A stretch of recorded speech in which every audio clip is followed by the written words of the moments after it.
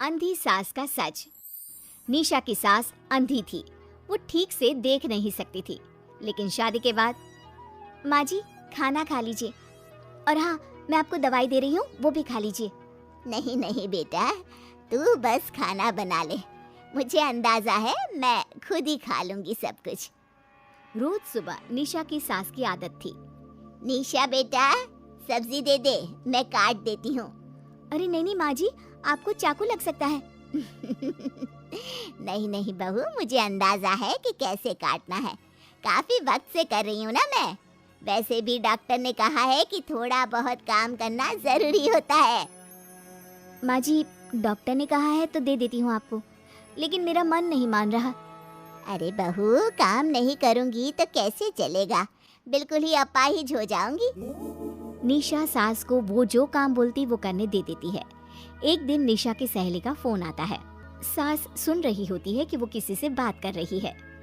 क्या हो गया रमा, हमेशा परेशान से ही क्यों रहती हो? आ जाओ ना कभी मेरे घर पर। अरे नहीं रे, तुझे परेशान नहीं करना चाहती हूँ। मैं जानती हूँ तेरी सास अंधी है। अरे कैसे मैनेज करती होगी तू अकेले? मेरे घर में मेरी सास कोई काम नहीं करती। मैंने तो इनको साफ कह दिया है कि काम करेंगी तो ठीक है, नहीं तो इन्हें वृद्धाश्रम छोड़ आऊंगी। निशा की सास सहेली की बात सुनकर डर जाती है। वो बिना निशा का जवाब सुने वहाँ से चली जाती है।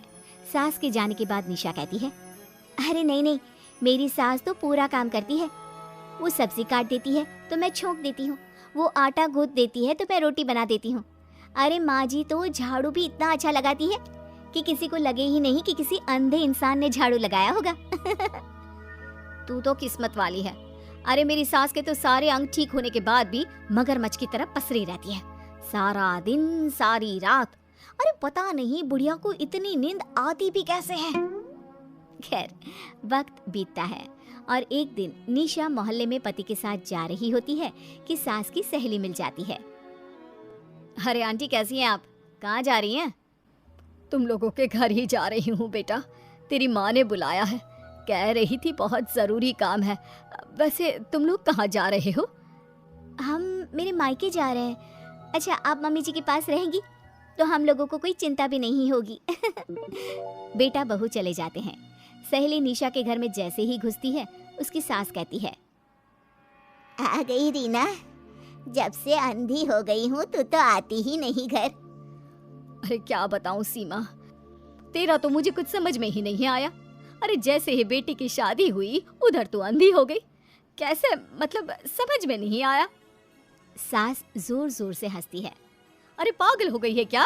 किसी अच्छे डॉक्टर को दिखाना, ठीक हो जाएगी। मन नहीं करता क्या दुनिया देखने का? कल को पोता पोती होंगे, उन्हें कौन खिलाएगा?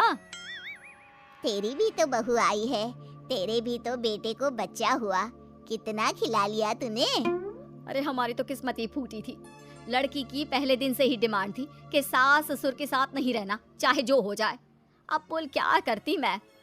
फिर क्या कर लिया तूने?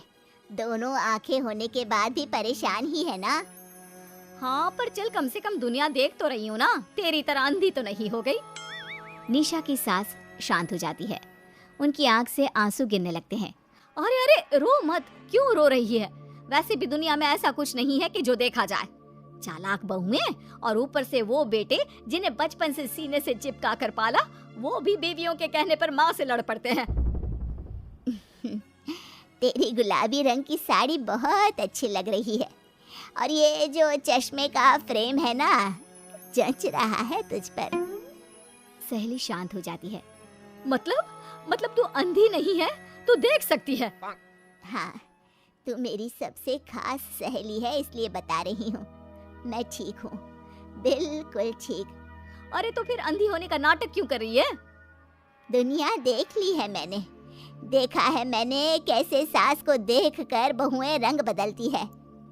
मैं अपने बेटे के बिना नहीं रह सकती। पति का साया तो पहले ही उठ गया, बेटे को बहू ले गई तो क्या करूँगी? सारा काम कर देती हूँ, वो इसी में खुश है। सहेली निशा की सास को गले लगा लेती है। लेकिन झूठ बोलकर कब तक? अरे कब तक ऐसे रहेगी? थोड़ी ही देर में बाहर से बेटा बहू के आने की आवाज आती है। बस चुप कर, जो मैं कर रही हूँ बस साथ दे मेरा, नहीं तो। बहू घर पर आती है। सामने 2 कप में चाय, शादी के एल्बम और कुछ खाने पीने का सामान रखा था। माँ जी, कुछ खाया आपने? खाना क्या है बहू, बस चाय पी है। सब्जी दे दे, मैं काट देती हूँ, रात के खाने की तैयारी हो जाएगी। अरे नहीं माँ जी, मैं खाना बना लूंगी, आप आंटी के साथ बैठिए ना। बहू सारा खाना बनाकर सास को आवाज देती है और सभी बैठकर खाना खाते हैं। माँ जी, ये लीजिए, कटहल खा लीजिए, ये कह रहे थे कि आपको बहुत पसंद है। हाँ, ला दे। बहू सास को रोटी का डिब्बा पकड़ाती है, लेकिन सास नहीं पकड़ती। वो कटहल देना बहू।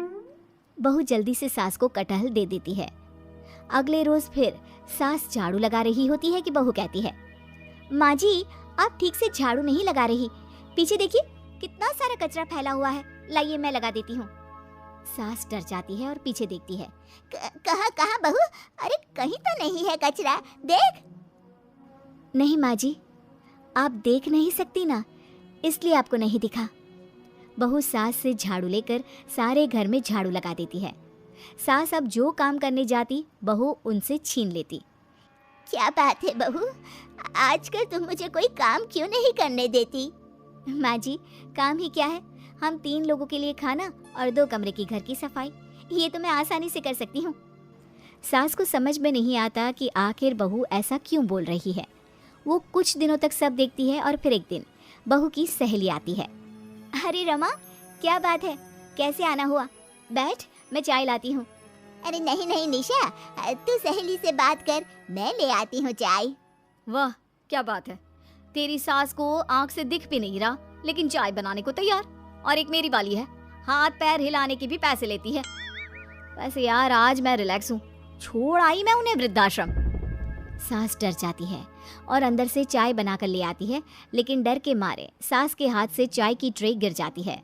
बहू की सहेली बोल पड़ती है, अरे कुछ काम होता नहीं है तो करती क्यों है बुढ़िया, एहसान दिखाने के लिए? अरे मैं तो कहती हूँ तू भी इस अंधी को वहीं छोड़ा। नहीं नहीं निशा बहू, मुझे माफ कर दे, गलती से ट्रे गिर गई। मैं सारा काम करूँगी, बस मुझे मेरे बेटे से अलग ना कर, मैं नहीं रह पाऊंगी उसे देखे बिना। बस माँ, यही सुनना था। आप देख सकती हैं, फिर भी डर के मारे जो नाटक आपने अंधी होने का खेला, मैं उसे खत्म करना चाहती थी। माँ जी, आप घर की बड़ी हैं, मेरे पति की माँ है, मेरे लिए आपकी जगह भगवान से कम नहीं। आप अंधी नहीं भी होंगी तो भी मैं कभी भी आपको खुद से दूर नहीं करूंगी माँ जी, मेरा विश्वास रखिए। फिर निशा सहेली को देखती है। अच्छा होगा रमा कि तू मेरे घर से चली जाए, क्योंकि मेरे घर में ऐसे लोगों के लिए कोई जगह नहीं है जो बड़ों की इज्जत नहीं करते। सास चैन की सांस लेती है। जीती रहे बहू, जीती रहे।